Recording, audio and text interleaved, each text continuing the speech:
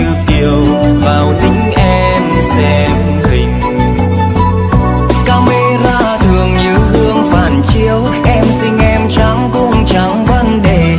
Em ơi dẫu có tội gì, 360 độ Việt Hoa Thiên Nga. Cho anh chỉ muốn kết bạn, cho anh chỉ muốn kết bạn. Facebook là nơi vui chơi giải trí, ngắm gái xinh xinh chẳng thiếu gì. Làm quen em inbox hỏi liền, em có phải là nàng tiên dáng thế? Em có tô son phấn sao mặt em mịn màng, bờ môi em khiêu gợi anh sexy xinh đẹp. Sexy girl. Khi vui hay buồn em luôn tự sướng, đăng lên Facebook gắn thẻ bao người. Thôi em không có đẹp đâu, vì xấu nên là chẳng có ai thương.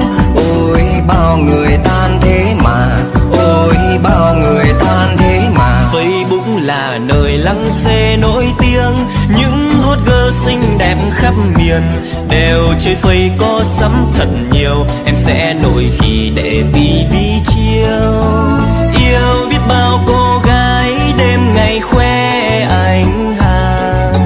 Rừng trăm hoa thắm nở chẳng có hoa nào bằng. Em quay video em đang ngồi hát, đăng lên Facebook nóng bóng dân mạng. Em đăng lên những giận hơn, đăng những vui buồn để thấy cô đơn. Gái phây nhìn qua đáng lòng, gái phây nhìn mà sao quá đáng lòng.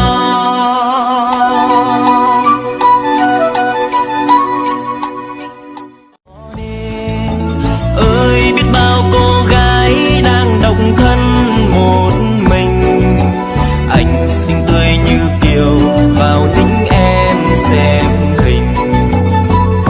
Camera thường như hương phản chiếu, em xinh em trắng cũng chẳng vấn đề. Em ơi dẫu có tội gì, 360 độ Việt Hoa Thiên Nga. Cho anh chỉ muốn kết bạn, cho anh chỉ muốn kết bạn. Facebook là nơi vui chơi giải trí, ngắm gái xinh xinh chẳng thiếu gì.